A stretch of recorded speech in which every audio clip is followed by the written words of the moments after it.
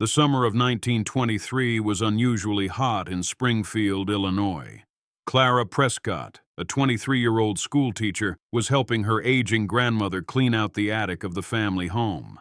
Dust swirled in golden beams of sunlight as they opened old trunks and boxes filled with relics of another age. Lace shawls, yellowed letters, cracked porcelain dolls. Then Clara's hand brushed against a small wooden case tucked deep beneath a stack of hymnals. Opening it, she found a daguerreotype framed in tarnished silver. The image revealed two young boys, pale yet strangely vivid, propped stiffly side by side. A handwritten note was attached beneath the glass. The Prescott Brothers, 1858, buried alive, yet they linger still. Clara felt a chill run through her despite the summer heat. She stared into the haunting eyes of the children, who seemed to gaze back at her across 65 years, carrying with them a secret her family had long buried. Clara's grandmother, Ruth, noticed her staring at the photo and quickly tried to take it away. "Some stories aren't meant to be dug up," Ruth muttered, her voice trembling.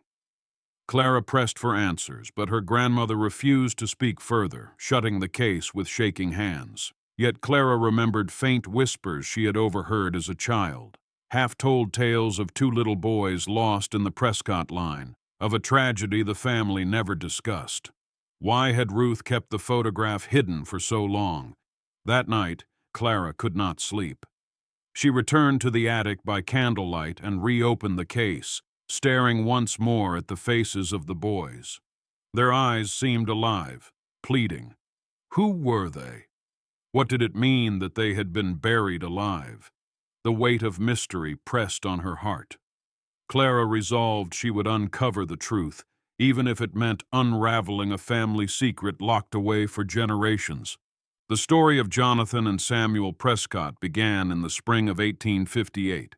Samuel, the elder at 11, had a thoughtful, steady nature. He often carried a book tucked under his arm, reading aloud to his younger brother under the shade of the sycamore trees. Jonathan, just 9, was fiery and daring, always chasing birds or daring Samuel into risky games by the creek. They were inseparable, two halves of one heartbeat. Their father, Henry Prescott, was a modest carriage maker, respected but not wealthy. Their mother, Eliza, was known for her kindness, often giving bread to hungry neighbors despite the family's limited means. To the town of Springfield, the Prescott boys were ordinary children, laughing barefoot in the streets. But to their parents, they were the very light of the household, and to each other, they were life itself. No one could have imagined that by year's end, their bond would be tested in the most harrowing way imaginable. That autumn brought with it an invisible terror.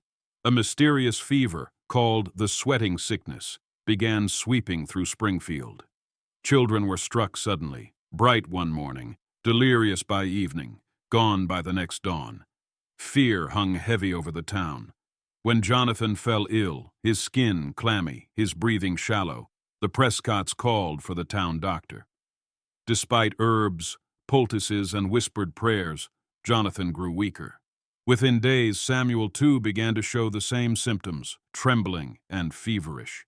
Neighbors avoided the house for fear of contagion, leaving Eliza alone in her vigil. Henry worked feverishly to keep hope alive, fetching remedies from miles away, but nothing worked. The doctor at last shook his head, declaring both boys gone within the week. The sound of Eliza's wailing could be heard down the lane, a mother's heart breaking in a single stroke.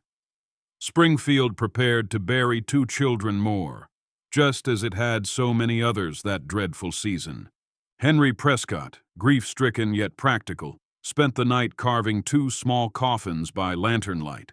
His hands trembled, but his work was steady, each stroke of his chisel both a duty and a torment. The funeral was hasty. Fear of disease demanded quick burials. The boys were dressed in their Sunday clothes, white collars against pale skin. Neighbors gathered in solemn silence as the coffins were lowered into the family plot, side by side. Eliza clung to Henry's arm, begging for one last moment, but the earth was already being shoveled over. The sound of dirt striking wood echoed like thunder in her chest. In their haste to protect the town from contagion, no one lingered to see if the boys drew even the faintest breath. That night, the graveyard lay silent under the moonlight, the Prescotts' hearts shattered beyond mending. Yet in the cold ground, two hearts had not yet ceased their struggle. Hours after the burial, Jonathan stirred. His eyes flew open into suffocating darkness. He gasped for air but choked on stale wood and earth pressing down upon him. Beside him, Samuel's body shifted, a muffled cry escaping his lips. The boys realized in dawning terror that they were alive beneath the soil. Jonathan beat his fists against the coffin lid, his nails tearing as he clawed. Samuel tried to calm him, though his own sobs betrayed his fear. "Stay with me, John. Don't leave me," he whispered, voice hoarse. They screamed, but the ground swallowed their cries. Their tiny lungs strained for breath, the air thinning. Jonathan prayed for someone to hear. Samuel reached for his brother's hand in the darkness, their fingers intertwining. They fought against the silence with every ounce of life left, but the earth was merciless, muffling their desperate struggle as minutes stretched into eternity. That same night, Eliza Prescott awoke with a start. She had dreamt of her boys, Jonathan and Samuel, calling out her name from beneath the ground, their voices faint but urgent. Heart pounding, she shook her husband awake, sobbing, "Henry, they're not gone. I heard them. We must go back." Henry, hollow-eyed with grief, dismissed it as her mind torturing her in sorrow. But Eliza could not be stilled. She threw a shawl around her shoulders and ran barefoot through the dark streets to the cemetery, lantern clutched in hand. Rain had begun to fall, soaking her gown as she clawed at the soft earth above her sons' graves with frantic hands. Her screams pierced the night, drawing neighbors from their beds. "Help me!" she cried. At last, spurred by her terror, a few men came with shovels. Together, they began to dig, each strike of metal against earth, a race against the unspeakable. By the time the coffins were uncovered, the lanterns cast a ghastly glow over the scene. Eliza fell to her knees, clawing open the lids.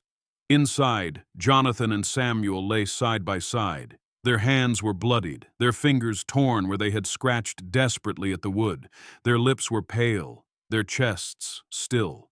Eliza let out a scream that curdled the blood of every onlooker. She gathered the lifeless bodies in her arms, rocking them, sobbing, begging them to wake. Yet some swore, in the flickering light, that their eyes were not quite shut, that they stared faintly upward, as if aware. It was too late, the doctor murmured, shaking his head. The town whispered in horror that the boys had been buried alive and had died struggling in silence. But for Eliza, the truth was worse than any tale. Her dream had come too late to save them. In the wake of unspeakable grief, the Prescotts did what many Victorian families did. They sought to preserve their children's likeness. A traveling photographer was summoned. The lifeless boys were propped against a chair, dressed in their finest. Jonathan's curls were carefully combed. Samuel's hand was placed gently on his brother's shoulder. When the daguerreotype developed, however, something unsettled everyone present. Their cheeks bore a faint flush. Their lips held a trace of color. Their eyes seemed disturbingly alive. Some whispered the boys had still been breathing faintly, their last moments captured not as a memento mori, but as living death. The photographer left town quickly, unsettled by the image. The daguerreotype was stored away, hidden deep in the Prescott home, too disturbing for the family to display. Yet the photo remained, a silent witness to tragedy and to the possibility that the boys' spirits lingered within it. The photograph gained a reputation in Springfield. Those who had glimpsed it whispered of its uncanny quality. Some swore the boys' eyes followed them across the room. Others claimed the faintest smile played upon Jonathan's lips. Word spread that the Prescott children had been mistakenly buried alive, and the photograph captured their restless souls. Mothers told the tale as a warning to their children. Listen when someone cries out. Even the smallest voice must not be silenced. Some townsfolk avoided the Prescott home, convinced the family was cursed. Yet others came secretly to ask Eliza to show them the picture, believing it carried a message from the beyond. Eliza, racked with grief, hid the daguerreotype in a chest. She could not bear the sight of her son's eyes, alive yet lifeless. Thus began the legend of the Prescott Brothers, two children trapped between life and death, their story unfinished. Back in 1923, Clara Prescott could not shake the image.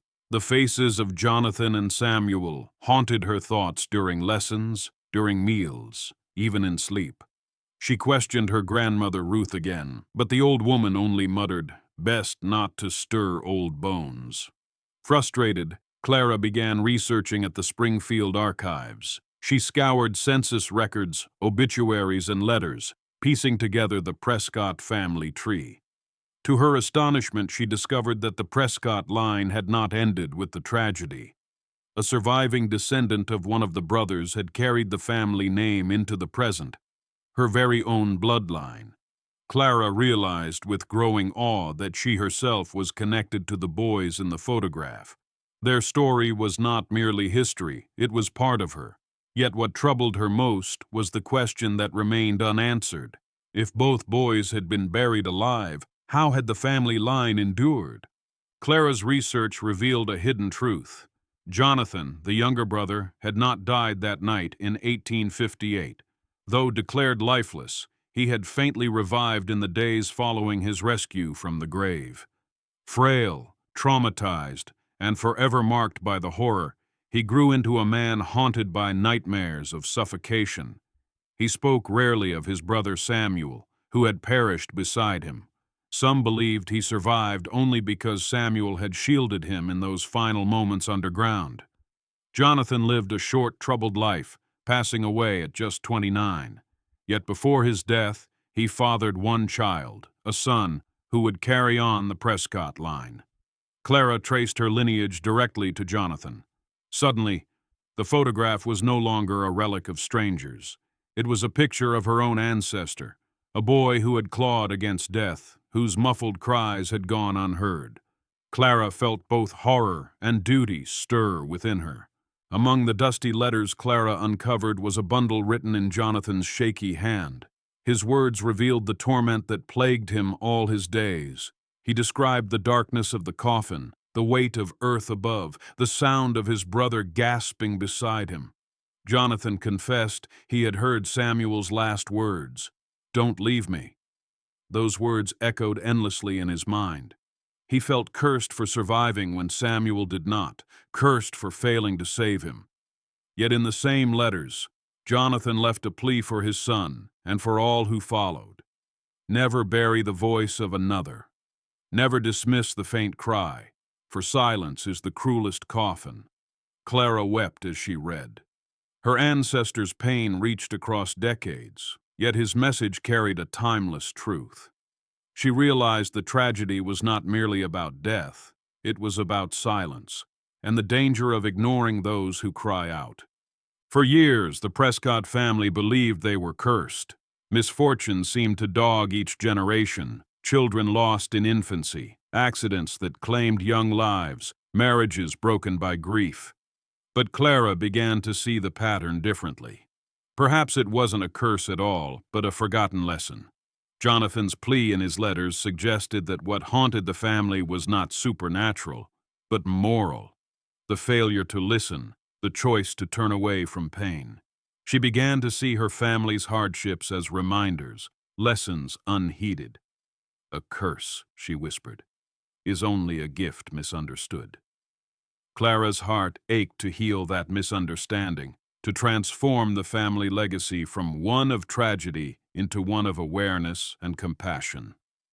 The photograph in her hands was not just a memento mori, it was a living testament, urging her and all who came after to listen with open hearts. One stormy night, Clara dreamed vividly. She found herself standing in the cemetery of 1858, rain lashing the earth. Before her, two small figures emerged from the shadows, Jonathan and Samuel, holding hands. Their lips moved in unison. "Tell our story. Do not let us be silent again." Clara awoke in tears, the daguerreotype clutched tightly in her hands, as though she had been holding it in her sleep. For the first time, she felt clarity. The photograph was not an image of death, but of life interrupted, a life that demanded to be remembered. The boys did not want pity. They wanted their voices carried forward. Clara promised them silently, "I will not let you be buried again in silence." With renewed determination, she began writing their story, not as a ghost tale, but as a lesson for her students, her neighbors, and anyone willing to listen. When Clara first shared the Prescott Brothers' story in her classroom, the children were spellbound. They leaned forward, wide-eyed, as she told them of Jonathan and Samuel buried alive, of their struggle in the dark, of Jonathan's haunting survival. But Clara did not end the story in tragedy. She spoke of the lesson Jonathan had written in his letters, the importance of listening to voices, especially when faint or ignored. The children carried the tale home. Soon parents began to speak of it in hushed tones, then more openly. One mother, remembering Clara's words, rushed her coughing daughter to the doctor, saving her from pneumonia. Another father reconciled with his estranged son after hearing of his quiet suffering. The story of the Prescott brothers rippled through Springfield once again, no longer as a legend of horror, but as a call to compassion. Clara felt her ancestors' voice at last being heard. As Clara continued her research, she pieced together Jonathan's short life. Though frail, he had been gentle and kind, teaching his child to value words and honesty above all. Clara realized she carried his spirit forward, not as a curse, but as a duty. The silence that had buried Samuel did not need to define their family any longer. By telling their story, Clara gave meaning to Jonathan's survival. She also began to see her own life differently. Where once she had dismissed her students' small worries, she now leaned closer, giving her full attention. Where she had ignored neighbors' quiet struggles, she began offering help. Slowly, she felt the weight of generations lifting. Healing, she realized, came not from denying the past, but from giving it voice. The Prescott brothers' legacy was no longer suffocation and silence, but listening and life. Determined to honor her ancestors properly, Clara brought the daguerreotype to a skilled restorer in St. Louis. The man carefully cleaned the glass, polished the silver frame, and revealed details long hidden beneath dust and time. Clara gasped when she saw it anew. Though faint, Samuel's hand clearly rested upon Jonathan's shoulder, not merely posed, but protective, as though shielding him in eternity. To Clara, it was no trick of light. It was Samuel's eternal promise to his younger brother. "I am with you, even in the dark." The restored photograph seemed less eerie and more tender, a frozen gesture of brotherhood that transcended the grave. Clara wept softly, her heart at peace. For the first time, she no longer saw the boys as trapped, but as united forever. Their story, once buried in shame, now shone with love. Years later, Clara's students, moved by her telling, raised funds to erect a monument in the Springfield cemetery where the boys had once been laid. The small stone bore a simple inscription: "The Prescott Brothers, voices never silenced." On the day of its unveiling, townspeople gathered. Some came out of curiosity, others out of respect. Clara stood quietly among them, holding the restored photograph. As the cloth was lifted from the stone, sunlight broke through the clouds. For a brief moment, it felt as though Jonathan and Samuel themselves were smiling, finally at rest. The monument became a place where people brought flowers not only for the brothers, but for all loved ones whose voices had gone unheard. It stood as a reminder not of tragedy, but of hope, that even in the darkest silence, voices could rise again if only we chose to listen. The Prescott Brothers' tale endured not as a ghost story, but as a moral parable passed from generation to generation. Clara's telling carried three lessons. Listen when others speak, especially the small and the weak. Their faint voices may carry truths that save lives. Never bury pain or truth. Silence, whether born of fear or haste, can destroy as surely as the grave. Honor the past by giving it voice. Even the most tragic stories can bring healing when told with love. In time, Clara passed down the photograph and the story to her own children, urging them never to forget. On her final night, she whispered into the quiet, "You were buried alive, but not forgotten. Your voices still rise," and so the daguerreotype remained, not as a picture of death, but as a beacon of life, memory, and the eternal power of listening.